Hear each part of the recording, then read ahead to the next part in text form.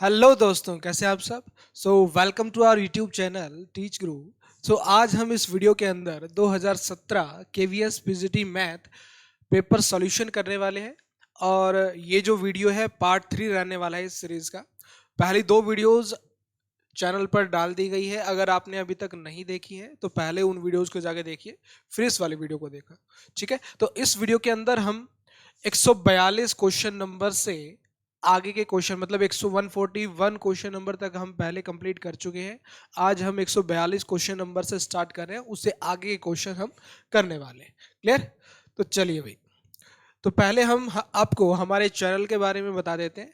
हमारे channel teach group पर आपको सभी पीजीटी टेट एग्जाम के रिगार्डिंग कोई भी चाहे आप DSSB एग्जाम की तैयारी कर रहे हो, RPSC, एस्टेट या KVS, NVS, इनमें से किसी भी एग्जाम की आप तैयारी कर रहे हो, इन एग्जाम से रिलेटेड आपको कोई भी इंफॉर्मेशन है या कोई भी अपडेट है इस चैनल के माध्यम से आपको प्राप्त हो जाएंगी। और जल्द ही यहाँ पर आपको 11 से MSc लेवल तक का कंप्लीट सिलेबस भी आपको प्रोवाइड करवाया जाएगा विद PYQ सॉल्यूशन। ओके, तो चलिए भाई हमारी आज की क्लास स्टार्ट करते हैं। तो ये क्वेश्चन थोड़ा सा ब्लर है, लेकिन मैंने कोशिश की है कि आपको ठीक से समझ आ जाए। तो 142 नंबर क्वेश्चन क्या है इसके अंदर देखो। The mean and standard deviation of 1 2 3 4 5 6 is, mean भी पूछ रहा है, स्टैंडर्ड डेविएशन भी पूछ रहा है, ऑब्जर्वेशन दे रखी है 1 से लेके 6 तक। तो मीन के लिए क्या करेंगे भाई? मीन के लिए क्या करेंगे? मीन के लिए क्या करते हैं, ऊपर आता है sum of all observation divide by number of observation. तो ऊपर तो आएगा 1 से लेके 6 तक का सम, मतलब 1 + 2 + 3 + 4 + 5 + 6। तो 1 से लेके 6 तक नेचुरल नंबर का सम कितना होगा? n into n plus 1/2। तो n इंटू एन प्लस 1 करोगे तो +7, ये बाय 2, 2 3 = 6। तो 1 मिनट, मीन निकालना है ना, मीन एंड स्टैंडर्ड डेविएशन 1 2 3 4 5। ठीक है भाई, ठीक है ठीक है। तो ऊपर सम कितना आएगा? 6 इंटू 7/2, ये तो है sum of all observation divide by number of observation. 1 से लेके 6 तक कितने नेचुरल नंबर है? 6 है। तो 6 से 6 कटेगा, मीन आ जाएगा अपने पास 7/2। तो ऑप्शन नंबर सेकंड कट जाएगा, ऑप्शन नंबर फोर्थ कट जाएगा। या तो फर्स्ट ऑप्शन है या फिर थर्ड ऑप्शन है। अब हमें चाहिए स्टैंडर्ड डेविएशन।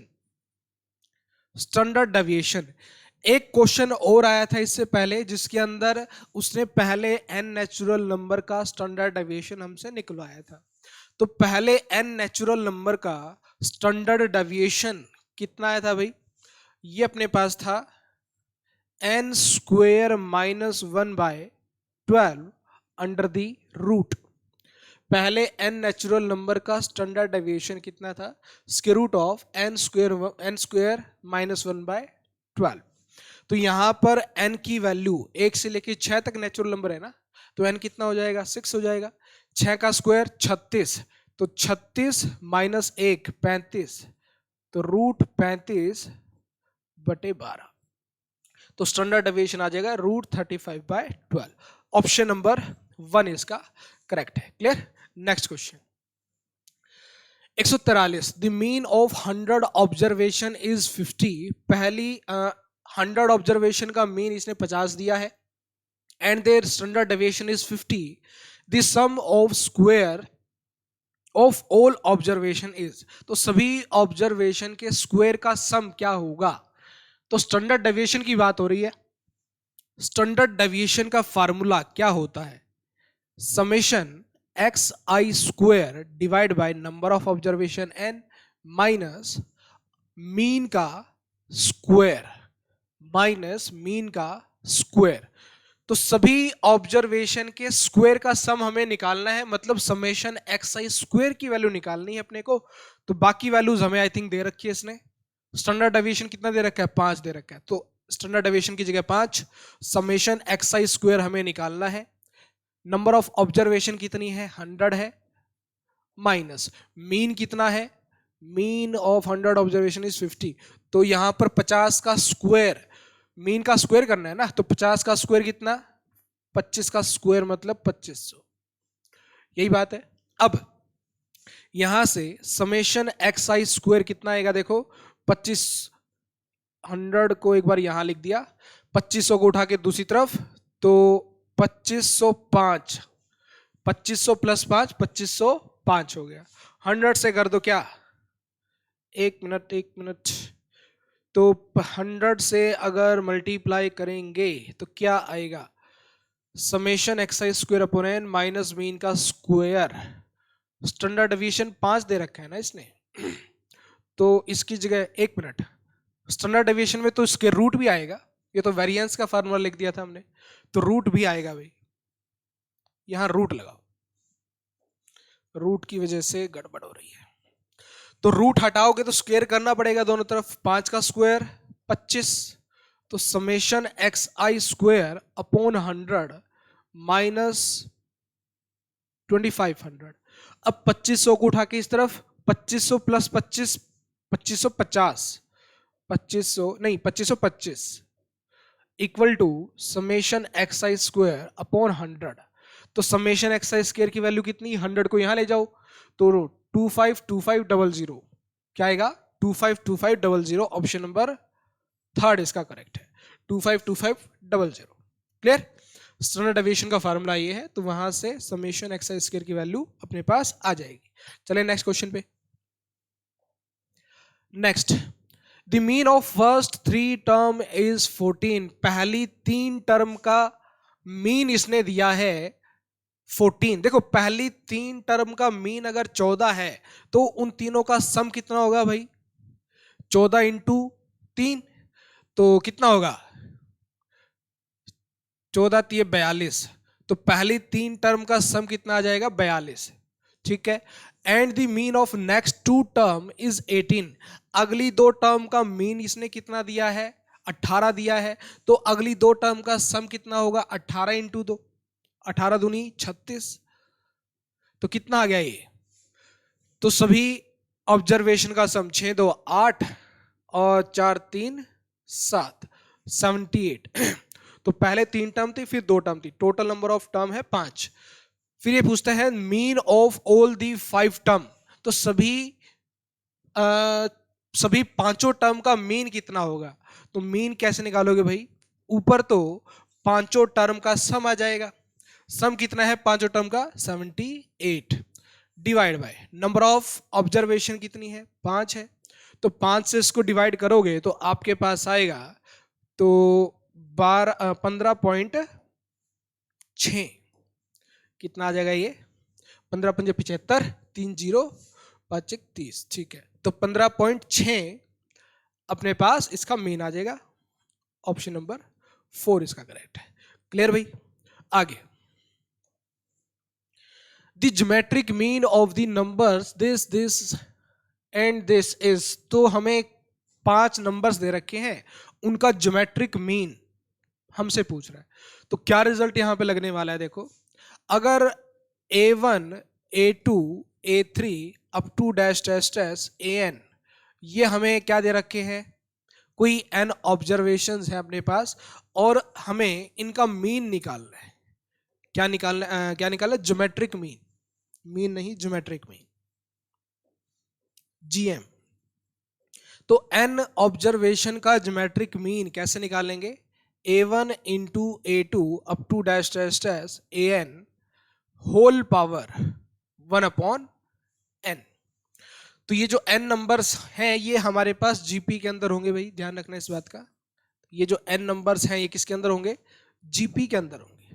क्लियर, अब तो ऑब्जर्वेशंस हमारे पास ये हैं, तो ज्योमेट्रिक मीन कितना होगा, देखो ये जीपी के अंदर, जीपी बन रही है क्या, 9 को लिख देंगे 3 की पावर 2, 27 को 3 की पावर 3, तो देखो इन ऑब्जर्वेशन को कैसे लिख सकते हैं, 3 इंटू 9 को लिख दिया 3 की पावर 2, 27 को 3 की पावर 3, 81 को 3 की पावर 4 और 243 को 3 की पावर 5, पूरे की पावर कितनी, 1 2 3 तो 5, 1/5, टोटल नंबर ऑफ ऑब्जर्वेशन 5 है।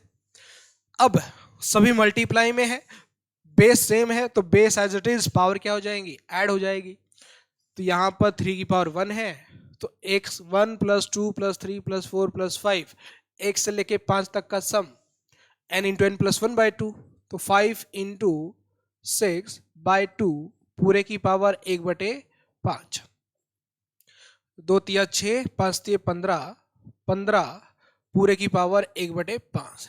पावर के ऊपर पावर क्या हो जाती है आपस में मल्टीप्लाई, तो 15 इंटू 1/5, 5 तिया 15, 3 की पावर 3, 27। तो ज्योमेट्रिक मीन इन ऑब्जर्वेशन का कितना आ जाएगा? Option number 2, 27।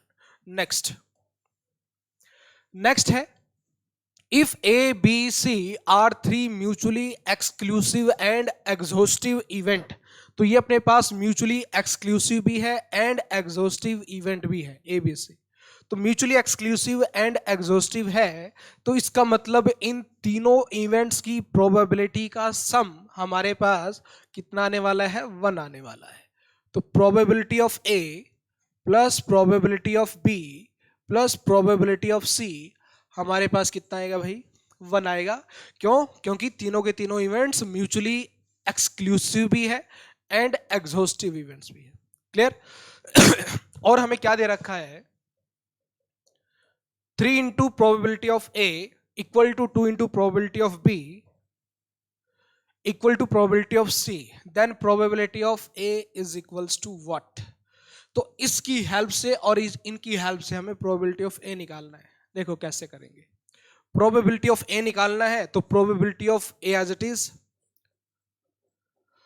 और यहां पे प्रोबेबिलिटी ऑफ बी की value in term of probability of A कितना आएगा? 2 को यहां ले जाओ तो 3/2 into probability of A equal to probability of B के इक्वल आएगा। तो प्रोबेबिलिटी ऑफ बी की जगह लिखा 3/2 प्रोबेबिलिटी ऑफ ए, और probability of C in term of probability of A किसके equal? 3 times of probability of A equals to 1। कितना आ गया ये? 3 + 1 4, 4 into probability of A plus 3/2 probability of A equals to 1। कितना आएगा भाई? 4 दूनी 8, 8 + 3 11, 11/2 probability of A equals to 1। तो probability of ए यहां से आ जाएगा 2/11, option number second. Probability of A कितना आ जाएगा भाई? 2/11, 2/11। नेक्स्ट है, 3 digit number are formed using the digit 0 2 4 6 8, a number is chosen at random out of this number. Okay, वो जो 3 डिजिट्स के नंबर हमने बनाए हैं, इन डिजिट्स की हेल्प से उन नंबर में से एक नंबर हमने रैंडमली चूज किया है। What is the probability that this number has the same digit? तो इस बात की क्या प्रोबेबिलिटी है कि उस नंबर के डिजिट्स सेम है? डिजिट सेम है मतलब सभी डिजिट, तीनों के तीनों डिजिट उसके सेम है, इस बात की क्या प्रोबेबिलिटी है? देखो डिजिट्स क्या क्या है अपने पास? डिजिट्स हैं 0 2 4 6 8। तो पहले तो आप ये निकाल लो कि इन गिवन डिजिट्स की हेल्प से टोटल 3 डिजिट के नंबर हम कितने बना सकते हैं? कितने डिजिट के नंबर बनाने हैं? 3 डिजिट के नंबर हम कितने बना सकते हैं? 3 डिजिट का नंबर चाहिए, तो क्या यहां फर्स्ट प्लेस पे हम 0 रख सकते हैं? क्या नहीं रख सकते? तो टोटल डिजिट अपने को दे रखे हैं 5, तो 5 में से 0 तो हम यहां नहीं रख सकते। तो फर्स्ट प्लेस को फिल करने के अपने पास कितने तरीके? 4 तरीके। ठीक बात है। अब आगे तो 0 आ सकता है, और जो डिजिट यहां आया है वो भी आगे आ सकता है, क्योंकि यहां पे डिजिट सेम भी हो सकते हैं ना। डिजिट्स क्या हो सकते हैं? सेम भी हो सकते हैं। तो यहां पर रिपीटेशन अलाउड मानकर चलेंगे हम। तो यहां 0 नहीं आ सकता, लेकिन बाकी सारे आ सकते हैं। तो इस प्लेस को फिल करने के 4 तरीके।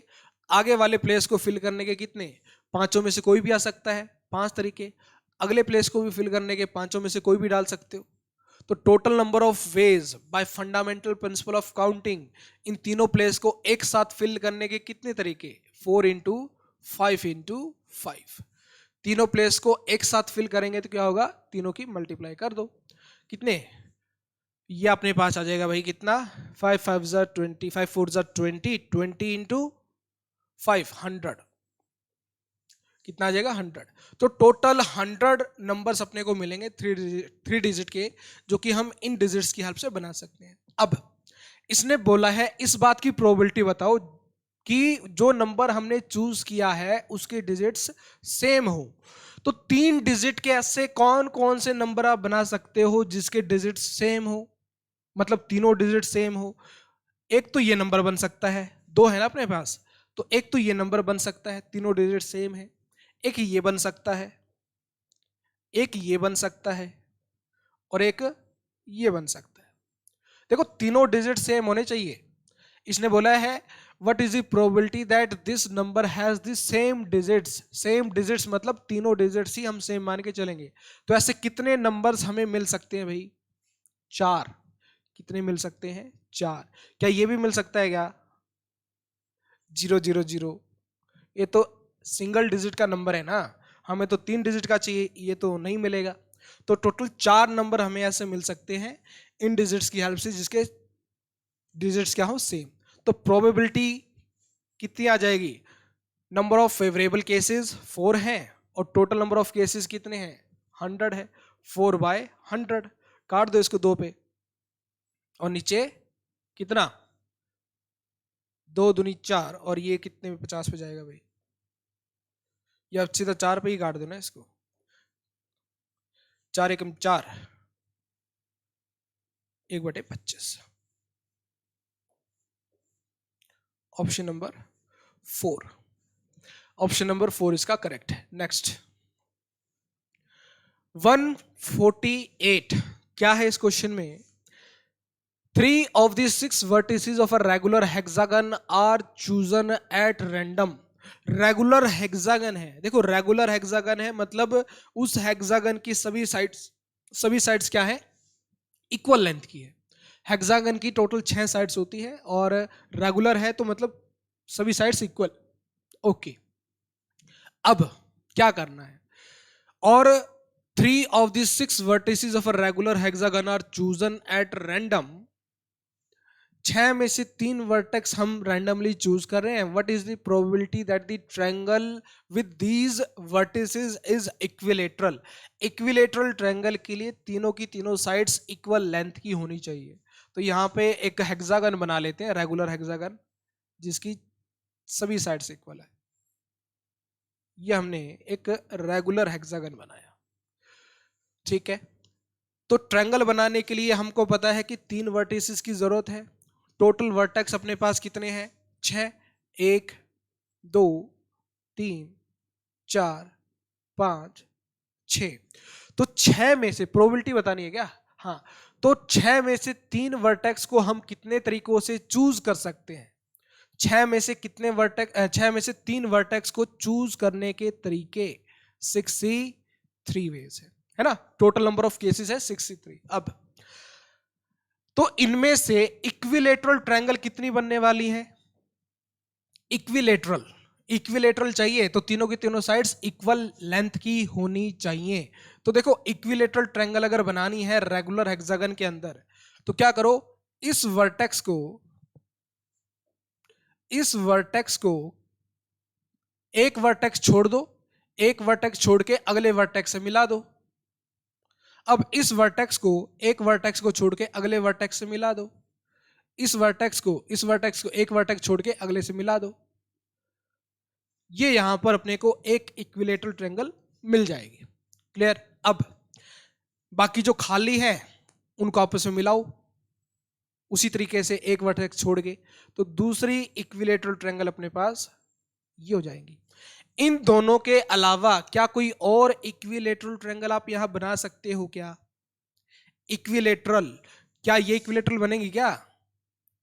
ये नहीं, ये इक्विलेटरल ट्रायंगल नहीं बनेगी। जो ये मैंने 2 इक्विलेटरल ट्रायंगल बनाई है ग्रीन कलर से, सिर्फ यही 2 इक्विलेटरल ट्रायंगल यहां पर पॉसिबल है इन केस ऑफ हेक्सागन। तो नंबर ऑफ फेवरेबल केसेस कितने हैं? 2 हैं। तो प्रोबेबिलिटी कितनी आ जाएगी भाई? 2/63 की वैल्यू कितनी आएगी? 6 × 5 × 4, 1 × 2 × 3, 3 2 6, 5 4 20।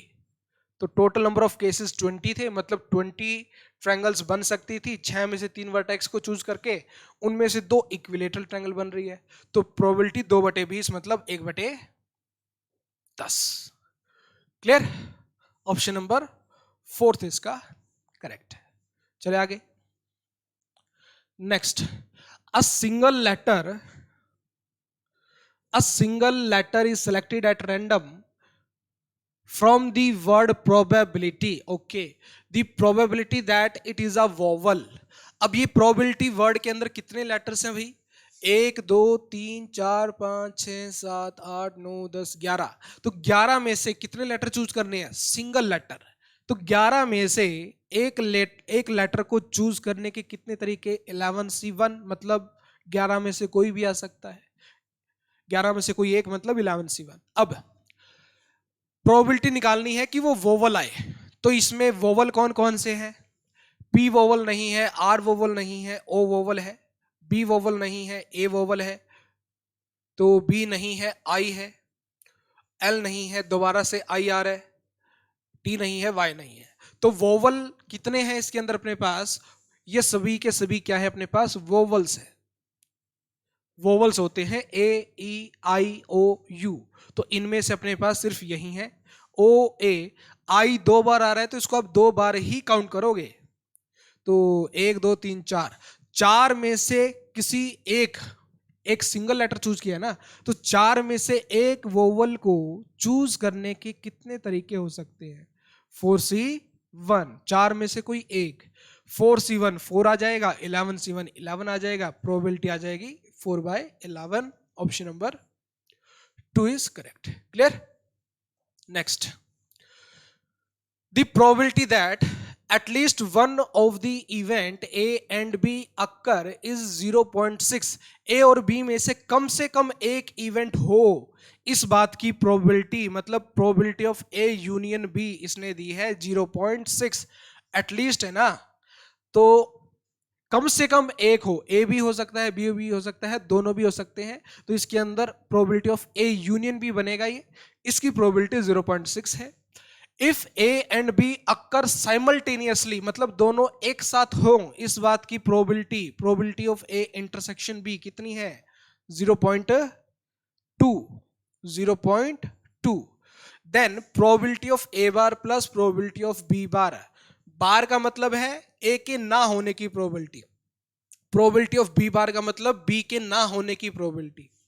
और आपको पता होगा किसी भी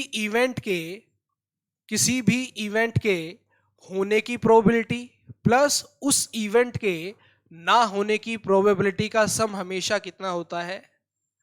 1 होता है। किसी भी इवेंट के होने की प्रोबेबिलिटी प्लस उसके ना होने की प्रोबेबिलिटी किसके इक्वल होगी? हमेशा 1 के इक्वल हो, कोई भी इवेंट हो। तो यहां पे probability of A union B आपको दे रखा है, तो लगाओ formula probability of A union B का। Probability of A plus probability of B minus probability of A intersection B. A union B दे रखा है 0.6, हमें ए बार प्लस बी बार चाहिए, तो प्रोबेबिलिटी ऑफ ए को हम क्या ले सकते हैं? देखो, ए के होने का और उसके ना होने की प्रोबेबिलिटी का सम 1 है, तो प्रोबेबिलिटी ऑफ ए को लिख सकते हैं 1 minus probability of A bar.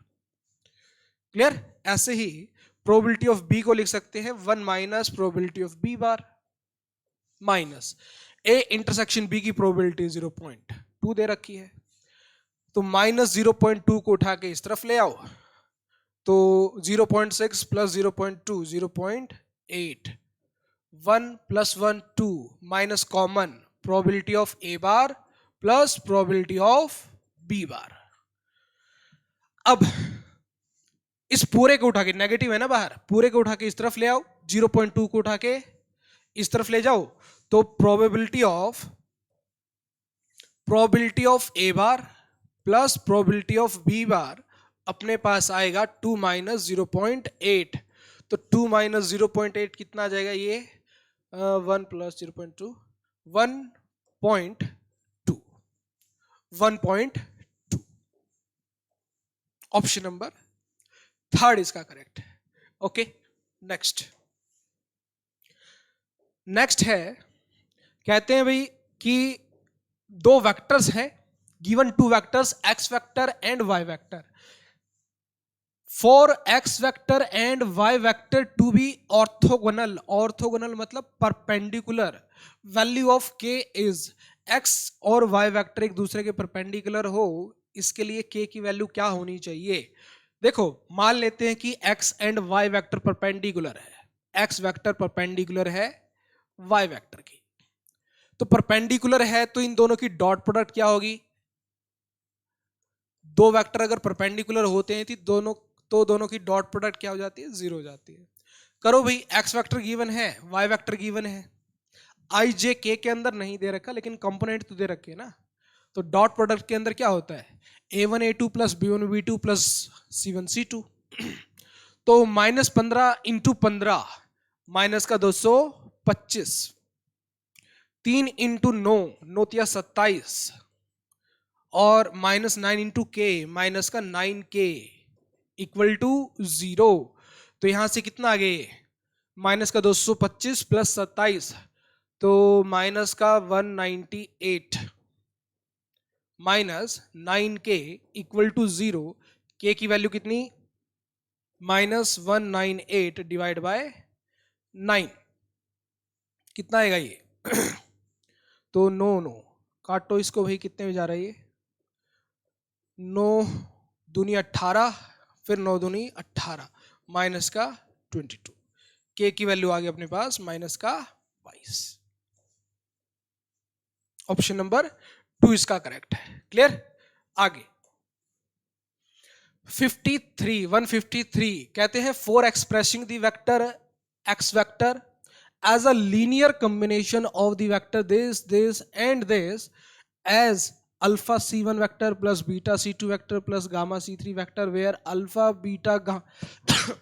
beta gamma in that order are। तो ग्रेजुएशन का क्वेश्चन है, कैसे करेंगे, तो x वेक्टर को हमें c1 c2 c3 वेक्टर के लीनियर कॉम्बिनेशन में अगर एक्सप्रेस करना है कुछ इस तरीके से, तो अल्फा बीटा गामा की वैल्यू क्या होगी। तो यहां पर हम क्या करेंगे, ये जो वेक्टर्स है ना इनको हम एज अ पॉइंट कंसीडर कर लेंगे इन 3 डायमेंशन। तो एक्स वेक्टर को मैंने लिखा, ये लिखना है ना अपने को, x vector is equals to alpha c1 vector plus beta c2 vector plus gamma c3 vector. तो x वेक्टर को मैंने एज अ पॉइंट मान लिया, क्या 26, 12, 2 alpha into c1 vector as a point 1, -1, plus beta into c2 vector को मान लिया 1, 1, 0 plus gamma into 0, 0, 1। तो यहां से अल्फा बीटा गामा को अंदर मल्टीप्लाई करो और कोऑर्डिनेट वाइज जोड़ दो, मतलब एक्स कोऑर्डिनेट को एक्स कोऑर्डिनेट में, वाई कोऑर्डिनेट को वाई कोऑर्डिनेट में, जेड कोऑर्डिनेट को जेड कोऑर्डिनेट में। तो अल्फा इंटू 1 अल्फा और यहां से बीटा इंटू 1 बीटा, तो यहां से एक्स कोऑर्डिनेट को जोड़ रहे हैं पहले, यहां से alpha into 1 alpha, beta into 1 beta तो प्लस बीटा, गामा इंटू 0 0 छोड़ो। अब y coordinate alpha into -1 minus alpha, beta into 1 plus beta, gamma into 0 0 छोड़ो। अब z coordinate alpha into -1 minus alpha, beta into 0 0, gamma into 1 gamma, और ये किसके equal है 26, 12, 2। देखो जब दो पॉइंट्स इक्वल हैं, दो पॉइंट्स इक्वल तभी हो सकते हैं जब उनके कॉरस्पॉन्डिंग कोऑर्डिनेट्स इक्वल हो, मतलब एक्स कोऑर्डिनेट के इक्वल होना चाहिए, वाई कोऑर्डिनेट के इक्वल होना चाहिए और जेड कोऑर्डिनेट के इक्वल होना चाहिए। यही बात है। तो यहां पर देखो ये दोनों पॉइंट्स इक्वल है, तो एक्स कोऑर्डिनेट के इक्वल होगा, वाई कोऑर्डिनेट के इक्वल होगा और जेड कोऑर्डिनेट के इक्वल होगा, है ना। तो अल्फा प्लस बीटा की वैल्यू 26 और माइनस अल्फा प्लस बीटा की value 12 minus alpha plus gamma की वैल्यू 2। यही बात है। अब देखो पहली दो इक्वेशन में अगर जोड़ दे हम पहली दो इक्वेशन को, अल्फा से माइनस अल्फा कट जाएगा, इन दोनों को अगर जोड़ दें, अल्फा से minus alpha cancel, beta plus beta 2 beta equals to 26 plus 12, 26 2 28, 28 plus 10 38। तो यहां से बीटा की वैल्यू अपने पास आएगी 19। बीटा की वैल्यू कितनी आएगी भाई? 19। किस ऑप्शन में बीटा 19 दे रखा है? फोर्थ ऑप्शन में। बीच वाली वैल्यू बीटा को डिनोट कर रही है ना, अल्फा बीटा गामा। तो फोर्थ ऑप्शन में ही बीटा की वैल्यू 19 दे रखी है, तो फोर्थ ऑप्शन अपना करेक्ट हो जाएगा। बीटा की वैल्यू यहां पुट कर दो तो अल्फा आ जाएगा, अल्फा की वैल्यू यहां पुट करोगे तो गामा आ जाएगा, लेकिन उनको निकालने की जरूरत नहीं है, अपने पास आंसर आ चुका है। नेक्स्ट यहां देखो भाई क्या है, P2T denotes the set of real polynomial। P2T set of real polynomial को डिनोट करती है, और PT यहां पर एक सेकंड डिग्री की पॉलिनोमियल है in term of T variable के अंदर। और यहां पर ये जो A nought AI belongs to R है ना, तो मतलब A नॉड A1 A2 जो है वो कोई रियल कॉन्स्टेंट्स है। Which of the following form a basis for P2T। Okay, basis की बात हो रही है, ग्रेजुएशन का क्वेश्चन है वो भी लीनियर अलजेब्रा से। तो यहां पर बेसिस के लिए दो बातें होती है, कोई वेक्टर है किसी दूसरे वेक्टर की या किसी दूसरे सेट की, कोई सेट दूसरे सेट की बेसिस कब बनता है? पहले बात तो वो सेट पहले वाले सेट को स्पैन करना चाहिए, पूरे सेट को, और उस सेट के सभी वेक्टर्स लीनियरली इंडिपेंडेंट होने चाहिए। स्पैन भी करना चाहिए और सभी वेक्टर्स कैसे होने चाहिए? लीनियरली इंडिपेंडेंट वेक्टर्स बोल लो, या फिर सेट की बात करते हैं तो लीनियरली इंडिपेंडेंट सेट होना चाहिए। तो PNR ये जो सेट ऑफ ऑल पॉलिनोमियल है, set of all real polynomial, इसकी बात कर लेते हैं एक बार। PNR इसको हम क्या बोलते हैं? Set of all real polynomial of degree at most n। at most n है, मतलब कांस्टेंट पॉलिनोमियल भी आएंगे इसके अंदर, फर्स्ट डिग्री की पॉलिनोमियल भी आएंगी, सेकंड डिग्री की पॉलिनोमियल भी आएंगी, लेकिन सेकंड डिग्री से ज्यादा डिग्री की पॉलिनोमियल इसके अंदर नहीं आएंगी। क्लियर? अब जो बेसिस बनेगा वो इसका सबसेट होना चाहिए। जो सेट इसकी बेसिस बनेगा वो क्या होना चाहिए? इसका सबसेट। मतलब सबसेट होगा तो उसके अंदर मैक्सिमम सेकंड डिग्री की ही पॉलिनोमियल आ सकती है, 3 डिग्री की तो पॉलिनोमियल उसके अंदर नहीं आनी चाहिए, है ना। तो पहली बात सबसेट तो होना चाहिए। तो यहां पर देखो थर्ड ऑप्शन के अंदर T क्यूब आ रहा है, 3 डिग्री की पॉलिनोमियल है। क्या P2T के अंदर यहां हमारे पास P2T की बात हो रही है? क्या P2T के अंदर थर्ड डिग्री की पॉलिनोमियल आ सकती है क्या? बिल्कुल नहीं आएगी। एटमोस्ट 2 डिग्री की पॉलिनोमियल आ सकती है, तो थर्ड ऑप्शन को तो वैसे ही काट दोगे बिना कुछ चेक किए। क्लियर? अब ये जो PNR है, इसकी डायमेंशन अपने पास कितनी होती है? इसकी PNR अगर है तो इसकी डायमेंशन अपने पास होगी n+1। मतलब जितने मैक्सिमम डिग्री की यहां पर पॉलिनोमियल है उसके अंदर एक जोड़ दो, उतनी डायमेंशन इसकी होनी चाहिए। मतलब जितनी डायमेंशन होगी बेसिस के अंदर उतने नंबर ऑफ वेक्टर्स अपने पास आएंगे। आप सभी को पता होगा, बेसिस अगर आपको पता है तो बेसिस के अंदर उतने ही वेक्टर्स होते हैं या उतने ही एलिमेंट्स होते हैं जितनी उस सेट की डायमेंशन है। PNR की डायमेंशन n+1 है, तो बेसिस के अंदर n+1 वेक्टर्स ही होंगे। तो इसकी डायमेंशन कितनी आएगी भाई? P2T की इसकी बेस डायमेंशन आ जाएंगे 2 + 1 3। तो इसकी बेसिस के अंदर आपको 3 वेक्टर ही मिलने चाहिए, 3 से ना ही 3 से कम मिलेंगे, ना ही 3 से ज्यादा मिलेंगे। तो बाकी जितने भी ऑप्शन है उसके अंदर 3 एलिमेंट्स ही दे रखे हैं भाई। तो थर्ड ऑप्शन के अंदर 4 दे रखे थे, तो वो तो वैसे ही कट गया, तो बाकी सब में 3 है। ओके, अब तो बेसिस के लिए आपको चेक करना है लीनियरली इंडिपेंडेंट। चेक करते हैं कि कौन सी लीनियरली इंडिपेंडेंट सेट या फिर लीनियरली इंडिपेंडेंट वेक्टर्स बना रहा है। देखते हैं, फर्स्ट ऑप्शन से शुरुआत करते हैं। 140 40 स्क्वायर फर्स्ट ऑप्शन में क्या दे रखा है 144t स्क्वायर। एक मैट्रिक्स बना लेते हैं। ये जो पॉलिनोमियल है 1, तो इसको हम ऐसे लिख सकते हैं ना 1 plus 0 into T plus 0 into T square, constant polynomial. तो यहां पर देखो 1 की जगह 1, कांस्टेंट की जगह कांस्टेंट, टी का कोएफिशिएंट 0, टी स्क्वायर का कोएफिशिएंट 0। नेक्स्ट पॉलिनोमियल है 4t। 4t को हम कैसे लिख सकते हैं? 4t को लिखोगे 0 plus 0 4 into T plus 0 into T square. तो यहां पे कांस्टेंट 0 है, टी का कोएफिशिएंट 4, टी स्क्वायर का कोएफिशिएंट 0। ऐसे ही 4t स्क्वायर, तो इसको कैसे लिखोगे 0 plus 0 into T plus 4 into T square, ऐसे लिखोगे। कांस्टेंट की जगह 0, टी का कोएफिशिएंट 0, टी स्क्वायर का कोएफिशिएंट 4।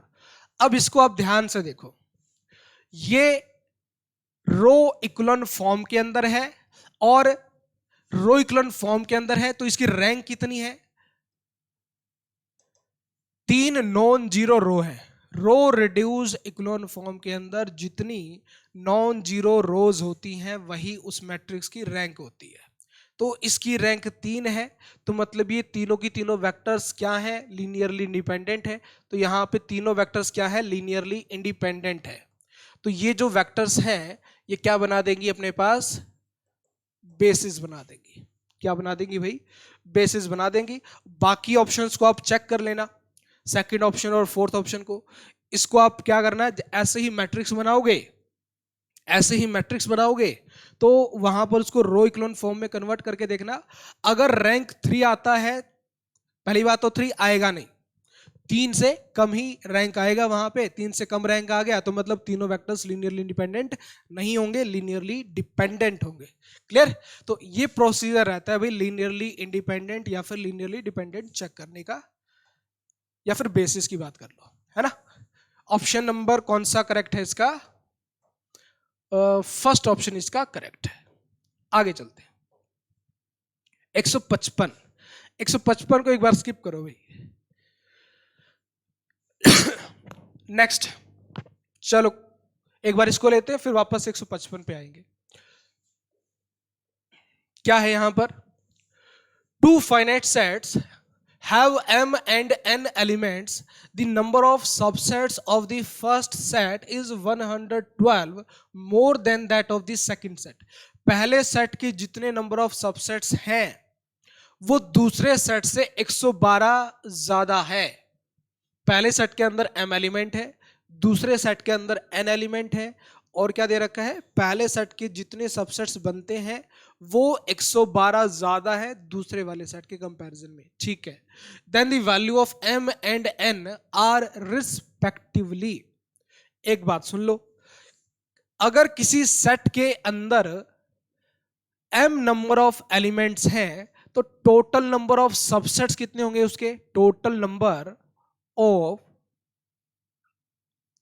सबसेट्स ऑफ ए कितने होंगे? 2 की power number of element in set A, या फिर 2 की पावर m। यही बात है।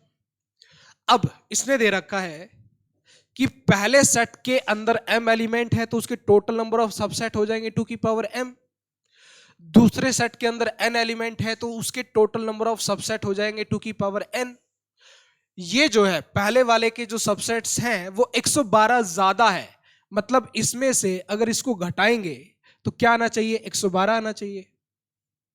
ये मतलब है ना, पहले सेट के नंबर ऑफ सबसेट दूसरे वाले से 112 ज्यादा है, तो इसमें से इसको घटाएंगे, क्या आएगा? 112 आएगा। अब डिफरेंस पॉजिटिव है तो ऑब्वियस सी बात है n की वैल्यू छोटी है m से, n छोटा है m बड़ा है, बेस सेम है। अब तो n छोटा है तो 2 की पावर n ले सकते हैं कॉमन, यहां बचेगा 2 की पावर m माइनस n और यहां बचेगा 1 इक्वल्स टू 112 की प्राइम फैक्टराइजेशन करो। 112 की प्राइम फैक्टराइजेशन, 2 5 10, 2 6 12, 2 2 4 और 2 8 16, ये 14, 2 7 जा 14, ये 1 2 3 4, 2 की पावर 4 कितना आ गया, 2 की पावर 4 इंटू 7। हमें कुछ इस तरह का चाहिए, -1, 2 की पावर -1 समथिंग। तो 7 को हमने लिख दिया 8 -1, 8 को लिख सकते हैं 2 की पावर 3 -1, तो 7 की जगह लिख दिया 2 की पावर 3 -1। अब दोनों साइड को कंपेयर करो, एक जैसी हो गई है ना, एक जैसी। तो कंपेयर करने पे इसको कंपेयर करो इसके साथ, 2 की पावर n इक्वल टू 2 की पावर 4, तो यहां से n की वैल्यू अपने पास आ जाएगी 4। n की वैल्यू कितनी आ जाएगी 4। किस ऑप्शन में n की वैल्यू 4 है, एक ही ऑप्शन है जिसमें n की वैल्यू 4 है। एक मिनट भाई, n जो था वो दूसरे नंबर पे है ना, तो दूसरे नंबर पे n की वैल्यू 4 यहां पे है, ऑप्शन नंबर 3। m की वैल्यू निकाल लो, m की वैल्यू 7 आ जाएगी। तो m माइनस n जो है, कंपेयर करो दूसरे फैक्टर को, m माइनस n की वैल्यू आएगी अपने पास 3। n की वैल्यू 4 है तो m माइनस 4 इक्वल टू 3 है, तो m की वैल्यू कितनी आ जाएगी 7। इसी ऑर्डर में देखना, कभी उल्टा मत कर दो। m पहले है तो पहले m की वैल्यू दी होगी, दूसरे नंबर पे n है तो दूसरे वाली वैल्यू n को डिनोट करती है। तो n की वैल्यू 4 है, m की वैल्यू 7 है, तो 7,4 ये ऑप्शन करेक्ट होगा, ना कि 4,7, ये नहीं होगा। ठीक है, तो ये था अपने पास question number 156। Next, in a class of 50 students, 50 students की क्लास है, 20 play cricket, 15 play hockey and 5 students play both the games. और 5 स्टूडेंट्स दोनों गेम खेलते हैं। The number of students who play neither of the two game, तो मतलब ऐसे students भी है यहां पर जो कि ना तो फुटबॉल खेलते हैं और ना, सॉरी, जो ना तो क्रिकेट खेलते हैं और ना ही हॉकी खेलते हैं। तो ऐसे स्टूडेंट्स हैं, तो एक बात ध्यान रखना, यहां पर नंबर ऑफ, चलो इससे पहले ये मान लेते हैं कि सी जो है वो क्रिकेट खेलने वाले स्टूडेंट्स का सेट है और एच जो है वो हॉकी खेलने वाले स्टूडेंट्स का सेट है।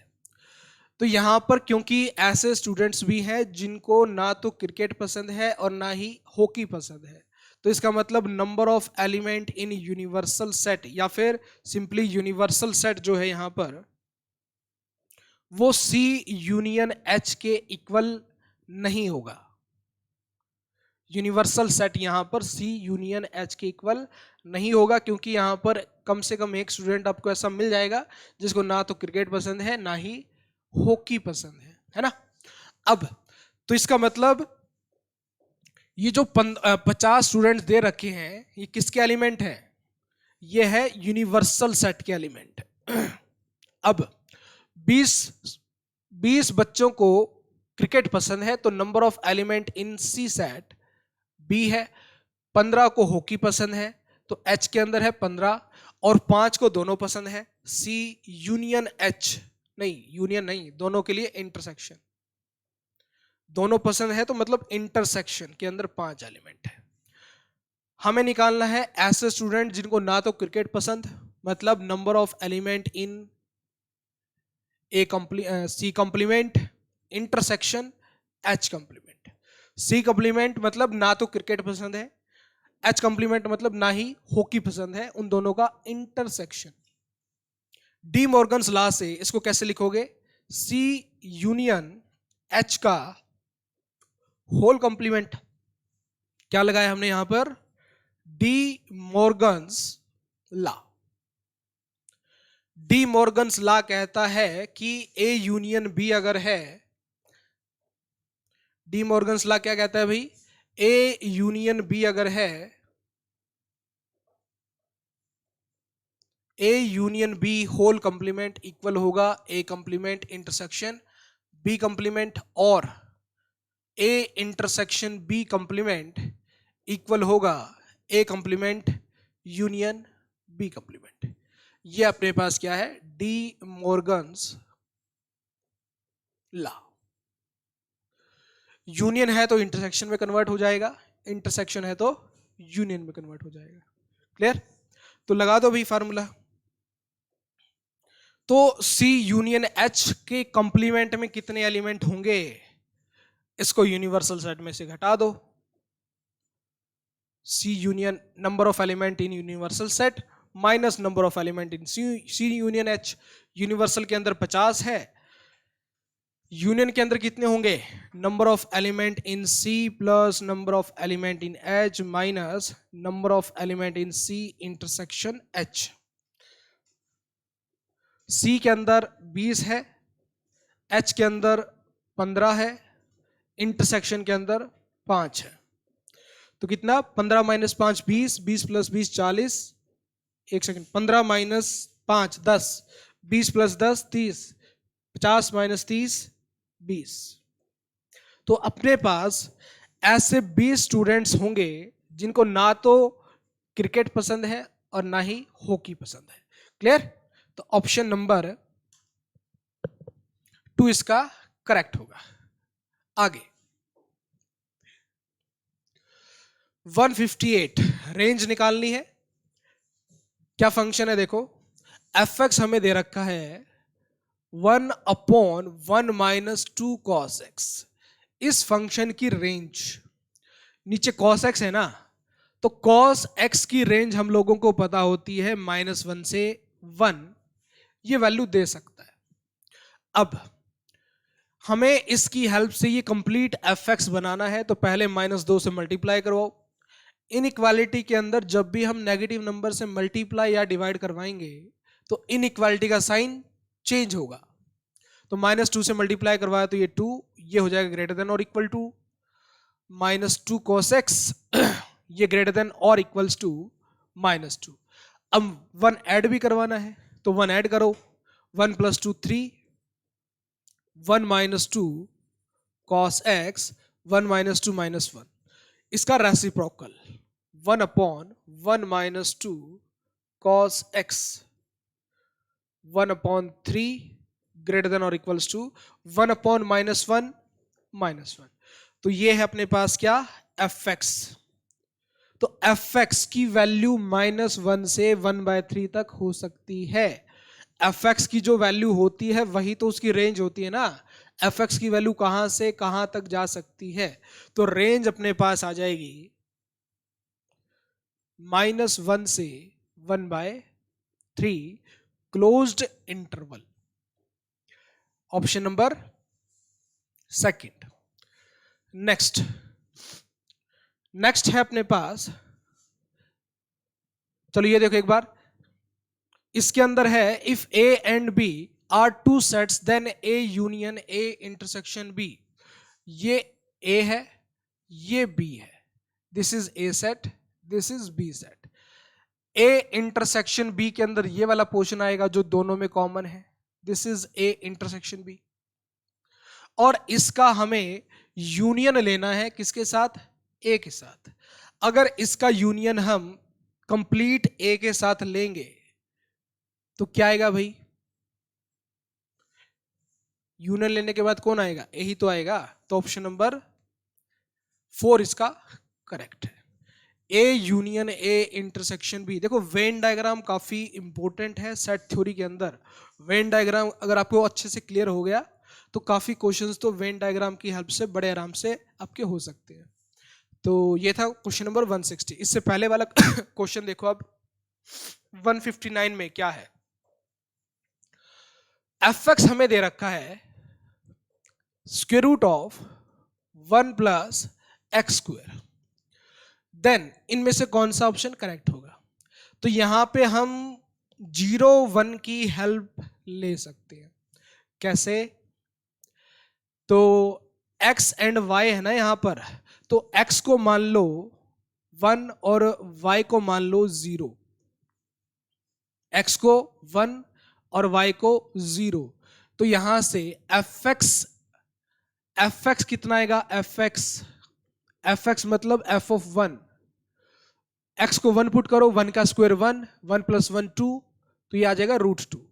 f(y) कितना आएगा, f(y) मतलब f(0), x की जगह 0, 0 का स्क्वायर 0, 1 प्लस 0 1, 1 का square root 1, f of y 1 आ गया। और f of x y, f of x y, x into y मतलब 1 इंटू 0, 1 इंटू 0 कितना आएगा, 1 इंटू 0 अपने पास आएगा भाई 0, यहां पे लिख दो चलो, 1 इंटू 0 ये अपने पास आ गया f ऑफ 0 के इक्वल, और f ऑफ 0 अपने पास 1 ही है। तो देखो इनमें से कौन सा ऑप्शन करेक्ट होगा। फर्स्ट ऑप्शन कहता है कि f एक्स वाई की value f of x into f of y के इक्वल होगी। f ऑफ एक्स वाई तो 1 है, f of x into f of y कितना आएगा, √2 इंटू 1 √2 आएगा। क्या ये दोनों इक्वल है क्या?